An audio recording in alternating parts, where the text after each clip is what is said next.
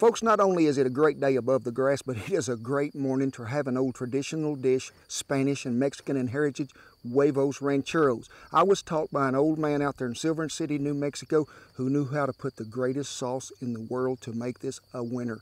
So stick around, you're going to love this one. Take it.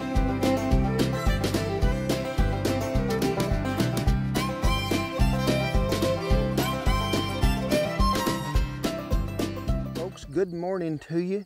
Well, it's morning here. I don't know when it is when you're watching this, but we welcome you to some cowboy cooking with me, Kent Rollins, my little great producer Shannon, and Beagle, the security and food critic who is always on duty.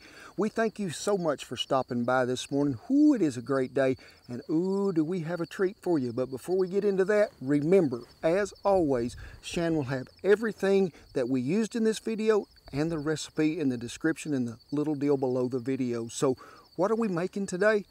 Well, folks, I heard of this dish a long time ago, but I didn't ever know what it was when I was little.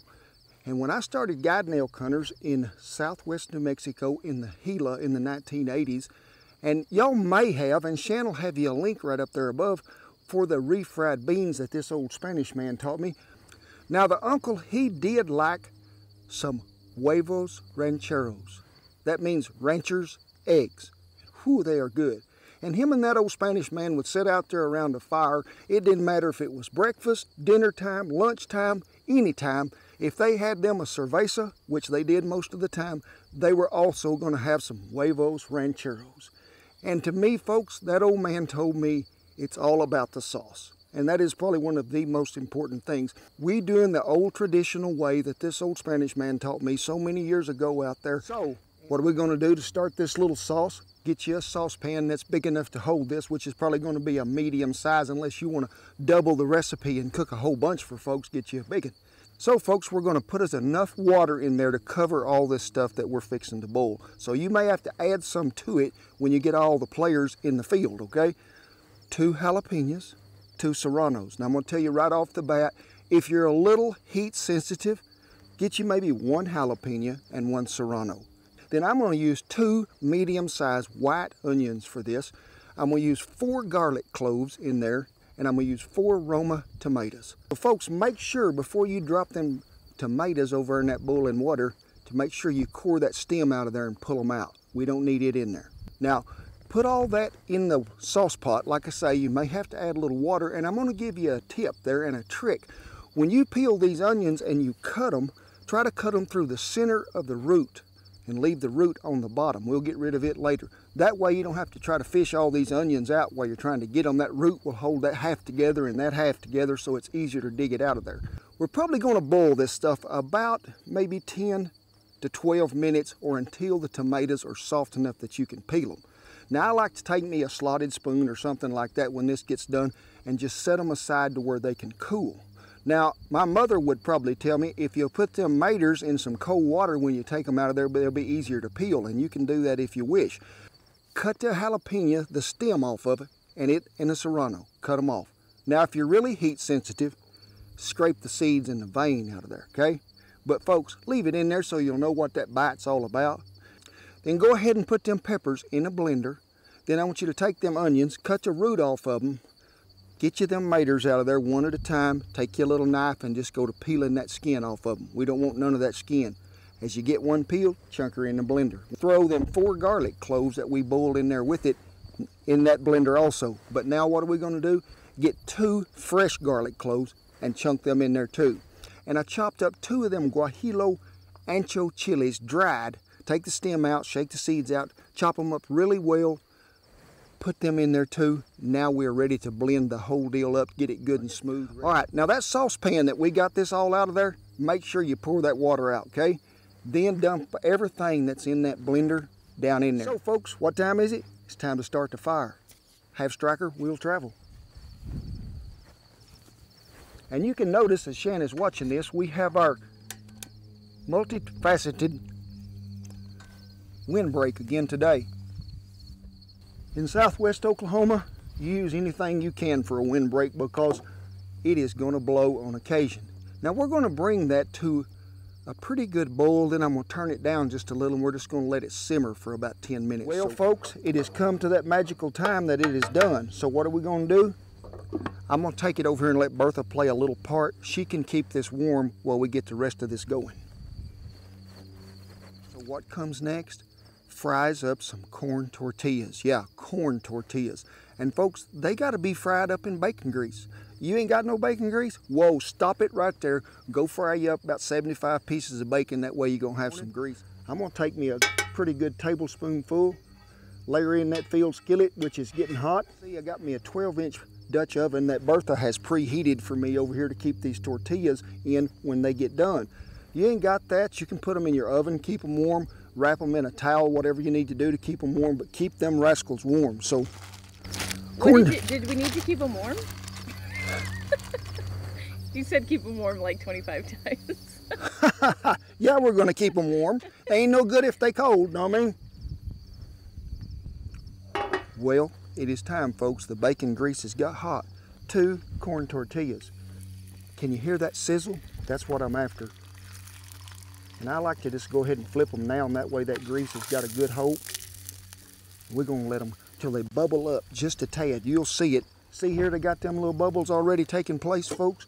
So what we're gonna do, flip it over.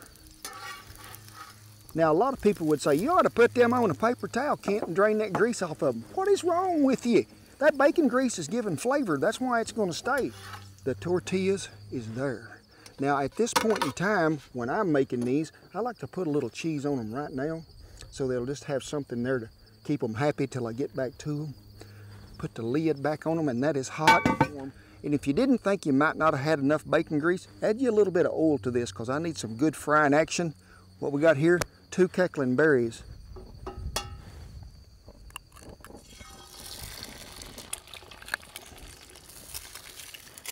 Need a little bit of pepper, or a lot, however much you want to put on it.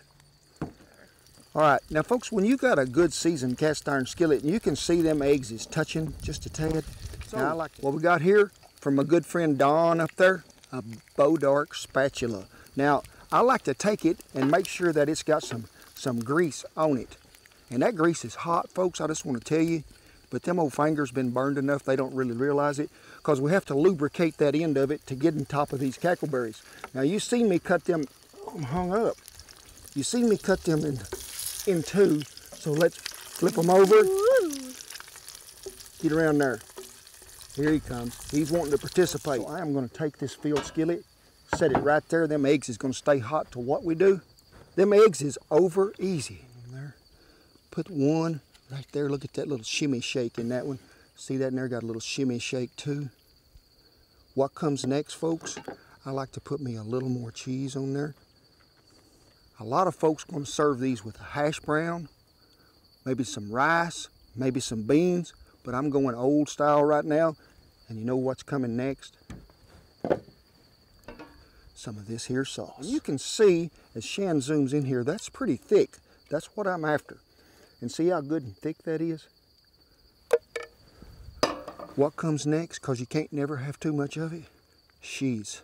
And I'm using a little blend here, whatever you want. When we cut that egg, look at there, that juice come running right out of there. Just give him a little time to get all over that tortilla. Get you some of that sauce mixed in there. Uh-oh, happy dance.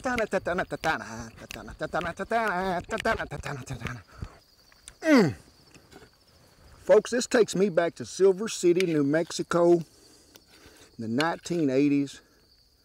Huevos Rancheros. Now, folks, that corn tortilla down there, we didn't fry him long, because if you do, he will get tough. That bacon grease is going to help keep him soft, and that is what the traditional way is with corn tortilla. You get that, pull it up through there, get that egg, that cheese, but the sauce, the sauce is the star of this deal, folks. Now, folks, there is plenty of sauce in that there sauce pot, and you can use it on more eggs. You can put it over scrambled eggs. You can use this as salsa of any kind. You can put that stuff in the ice box and reheat it up, because this right here is fine dining. And I thank that old man out there in Silver City, New Mexico for giving me this many years ago. So remember, folks, Shannon will have the recipe listed right there in the little deal below, and she'll have you a link you can click on for the refried bean recipe, because they would go good. because they would go good with this dish, I promise you. And y'all hear me say I promise you a lot, and Shan says I sometimes say it too much, but I promise you I don't take it for granted that you watch these videos that me and Shan make. We appreciate each and every one of you. I would like to have a shout out to my good friend John overseas for keeping little America going strong, my friend. Tip my hat to you, brother, and keep cooking up the good food. Now remember, y'all see it flying there in the background, Old Glory. Thank them, all them servicemen and women and all them veterans and everybody that has ever served to keep this country like it is, because that's the way I like it. So what do you do now? Share the food, share the videos. Be sure and hit that subscribe button over there, and you can also keep up with us if you didn't know, because Shan is big on what she calls social media. Instagram, Facebook, Twitter, Cowboy Kent Rollins, we got you covered. But remember, we're going to be in Branson first part of October, so if you folks live within a 48-hour drive of there, come on over. We'll be glad to see you. Hope you enjoyed. God bless you, each and every one. Huevos Rancheros, Rancher's Eggs. And guess what? It is a great day. We just reached 250,000 subscribers on YouTube. Let's give it up for the producer. That is Shan. And folks, I'm going to do something right now that I think that needs to be done. Let me have that camera just a minute, sugar. Oh, I didn't even shower or anything today. It's okay. So, we're going to let Shan have a bite because everybody tells me poor old Shan didn't get nothing to eat. You're so weak from not being able to eat and so long you can't even cut that tortilla. I can't even cut it, sorry. I'm holding a bunch of stuff. Okay. There we go. Here it comes, folks. She does going to get her bite. Oop, gotta go. There we go. Yes. Wow, is this what your cooking tastes like? Oh.